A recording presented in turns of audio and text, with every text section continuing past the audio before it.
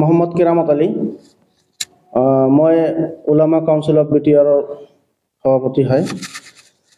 আজি আমি সংবাদমেল পাঠাৰ উদ্দেশ্য হৈছে যে এইবেলি প্ৰথমবাৰৰ বাবে আমি কোকৰাঝাৰ জিলা ভিত্তিত যিবিলাক আমাৰ মাদ্ৰাছা আছে, আমি প্ৰত্যেকটো মাদ্ৰাছাতে ভিজিট কৰিছোঁ, অলপ চাইছোঁ যে মাদ্ৰাছাবিলাকৰ শৈক্ষিক পৰিৱেশটো অলপ উন্নতি কৰাৰ ক্ষেত্ৰত যে এই একটা প্ৰচেষ্টা আমি হাতত লৈছোঁ যে যিটো প্ৰগ্ৰাম ধৰকচোন আউট অফ BTC বা হয়তো ইণ্ডিয়া লেভেলতে হওক বা হয়তো আমাৰ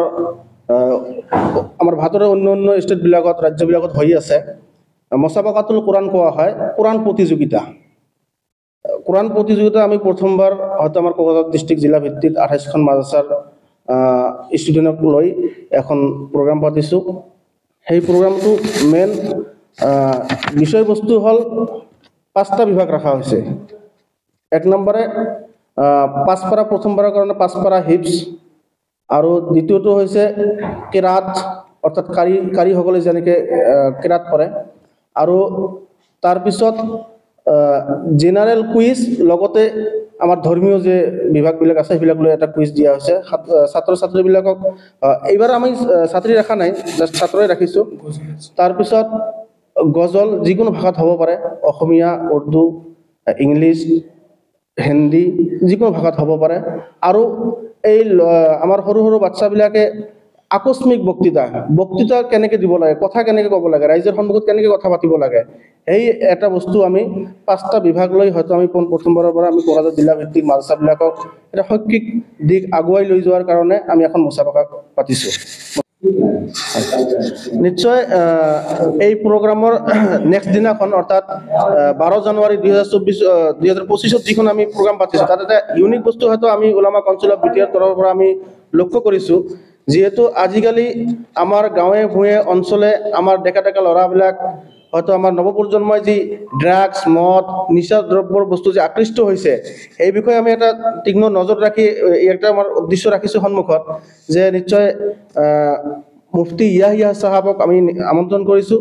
তেখেতে আহিব আৰু যথেষ্ট আমি যিটো মুছলমান আমাৰ ধৰ্মীয়ৰ ভিতৰতো এই বস্তুখিনি একেবাৰেই নিষেধ, যে ড্ৰাগছ, নিচাজাতীয় বস্তু, মদ, জুৱা এইবিলাক একেবাৰেই নিষিদ্ধ। ইছলাম কেতিয়াও এইবিলাক মানে ছাপোৰ্ট নকৰে আৰু হাৰাম বুলি কোৱা আছে ইছলামত। সেইকাৰণে আমি এই এটা টপিক ৰাখিছোঁ। নিশ্চয় আমি আমাৰ নৱপ্ৰজন্ম ভাই বন্ধুসকলক নিশ্চয় অনুৰোধ কৰিম, তেওঁলোক আহক, আগবাঢ়ি আহক, আৰু হয়তো কোৰাণ এবং হাদিছে কি কয় সেইবিলাক বস্তু নিশ্চয় শুনিব। আৰু আমি অনাগত দিনত এই ড্ৰাগছ, মদ, জুৱা, হয়তো বাল্য বিবাহ যিবিলাক আমাৰ সমাজে গ্ৰাস কৰি উঠিছে, শিক্ষাৰ যি এটা সজাগতা আৰু বহুত প্ৰয়োজন আমাৰ সমাজত, সেই বস্তুখিনি আমি এটা চৰ্চা লৈ আনি গাঁৱে ভূঞে ঘৰে ঘৰে আমি পਹੁঁচাব পাৰোঁ। তাৰ কাৰণে হয়তো আমি এটা তাত স্থান ৰাখিছোঁ আমি। সেইকাৰণে আমি সকলোকে এই সংবাদ মাধ্যমৰ জৰিয়তে কৰি আমি অনুৰোধ জনাম, আমন্ত্ৰণ জনাম, সকলোৱে সেই প্ৰগ্ৰামত আহিব আৰু প্ৰগ্ৰামটো সাফল্য কৰিব বুলি আমি আশা কৰিলোঁ। আমাৰ আহ্বান থাকিব, সকলো মাদ্ৰাছাত অলৰেডি আমি ইনভাইট কৰিছোঁ, সকলো মাদ্ৰাছাত গৈ আমি নিজে ইনভাইট কৰি আহিছোঁ, ইহঁতে আহিব, নিশ্চয় পাৰ্টিচিপেট কৰিব। আৰু আমি আশা কৰিছোঁ সেই প্ৰগ্ৰামৰ জৰিয়তে প্ৰগ্ৰামৰ ওচৰত আমাৰ মাদ্ৰাছাবিলাকৰ শৈক্ষিক দিশ অলপ হ'লেও আগুৱাই যাব বুলি আমি আশা কৰিছোঁ।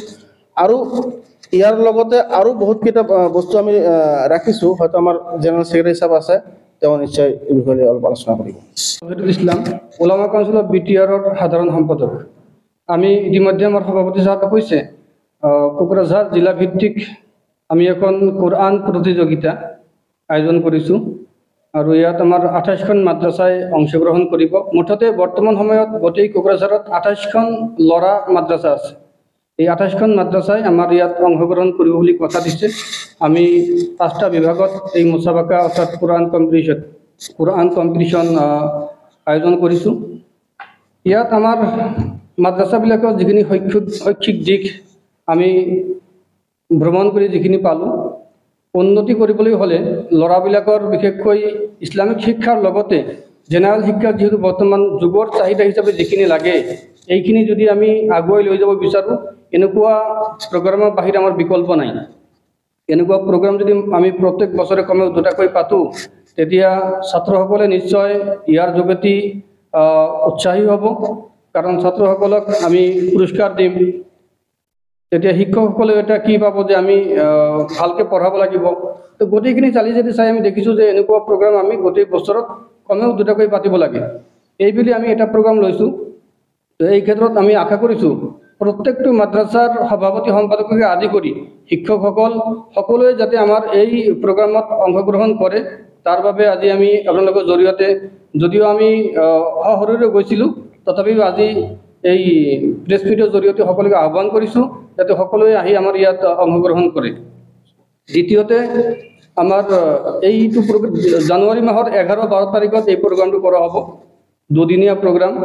জানুৱাৰী মাহৰ 11 তাৰিখ শনিবাৰ ৰাতিপুৱা 9 বজাৰ পৰা দ্বিতীয় দিন অৰ্থাৎ 12 তাৰিখ আসৰৰ নামাজলৈকে আমি কোৰআন প্ৰতিযোগিতাৰ যিমান বিষয়বস্তু আছে সকলোখিনি আমি শেষ কৰিম। ইয়াত ছাত্ৰসকলক মানপত্ৰ দিয়া হ'ব, ছাত্ৰসকলক ট্ৰফি দিয়া হ'ব। যিসকল ছাত্ৰই পুৰস্কাৰ প্ৰাপ্ত হ'ব তেওঁলোকক আমি এখন মানি প্ৰাইজ দিবলৈ চেষ্টা কৰিম যৎপৰোনাস্তি। ইয়াৰ পিছত আমি মাগৰিবৰ নামাজৰ পিছত অৰ্থাৎ 12 তাৰিখ মাগৰিবৰ নামাজৰ পিছৰ পৰা ৰাতি 11-12টালৈকে আমি আৰু এটা বিশেষ প্ৰগ্ৰাম ৰাখিছোঁ। বৰ্তমান সময়ত সকলোৱে জানে যে যিমান ধৰ্মসভা হৈ আছে, সকলো ধৰ্মসভাই যিকোনো মাদ্ৰাছা, মছজিদ, কবৰস্থান আদি উন্নতিকল্পে কৰা হয়। ইয়াৰ দ্বাৰা সেই ধৰ্মসভাবিলাকত আমাৰ মানুহবিলাকে যোৱাৰ পিছত যিখিনি ধৰ্মীয়ভাৱে লাভৱান হ'ব লাগে, এইখিনি আমি 10% হ'ব মানে দেখা নাপাওঁ। কাৰণ মানুহবিলাকে বৰ্তমান এই ধৰ্মসভাবিলাকত বজাৰ মেলাৰ নিচিনা হৈ গৈছে। ইয়াৰ লগতে মানুহবিলাকে গৈ তাতে অকল চান্দা কেনেকৈ পাব, ধৰ্মসভা পৰিচালনা কমিটিয়ে চান্দা কেনেকৈ মানে উঠাব পাৰিব, তেওঁলোকৰ এইটো এটা কি থাকে। আৰু যিসকল বক্তাই তাতে যায় তেওঁলোকেও সেই হিচাপেই কথা ক'ব লাগে। গতিকে ধৰ্মসভাবিলাকৰ পৰা ইমান লাভৱান হোৱা আমি দেখা পোৱা নাই। যাৰ কাৰণে বিকল্প এটা চিন্তা আমি কৰিছোঁ, সেয়া হ'ল যে আমি কোৰআন তফচিৰৰ ব্যৱস্থা কৰিছোঁ। এই কোৰআন তফচিৰত আমি দুজন যোগ্য আলিম, যোগ্য মুফাssiৰক আমি আহ্বান কৰিছোঁ, দাৱাত দিছোঁ। তেখেতসকলে আহিব আৰু তেখেতসকলক আমি মানে ইতিমধ্যে কি কৰি দিছোঁ যে তেওঁলোকে কি বিষয়ত মানে আলোচনা কৰিব, আলোচ্য বিষয় আমি ইতিমধ্যে তেওঁলোকক লিখি দিছোঁ। তেখেতসকলে সেইখিনি ভালকৈ ষ্টাডি কৰি আহিব আৰু 1.5-2 ঘণ্টাকৈ এজন বক্তাই আলোচনা কৰাৰ পিছত আমাৰ শ্ৰোতাসকলে যদি বিচাৰে যে তেওঁলোকে যিখিনি কথা ক'লে তাৰ ভিতৰত যদি কিবা জানিবলগীয়া আৰু আছে বা কিবা কনফিউজ আছে বা ক্লিয়াৰ আৰু কিবা কৰিব লাগে, পোনপটীয়াকৈ প্ৰশ্ন কৰিব পাৰিব আৰু বক্তাসকলে লগে লগে উত্তৰ দিব। এনেকৈ দুজন বক্তা আমি ৰাখিছোঁ। আৰু বিশেষকৈ এইটো সভাত আমাৰ কোনো কালেকশ্যন কৰা নহ'ব। আমি কালেকশ্যন আগতে আমি আমাৰ কোকৰাঝাৰ জিলাত বিভিন্ন মানুহৰ ওচৰত গৈ আছোঁ, যথেষ্ট আমাক সহায় কৰি আছে, কিন্তু সেই ধৰ্মসভাত আমি কোনো ধৰণৰ কালেকশ্যন নকৰোঁ।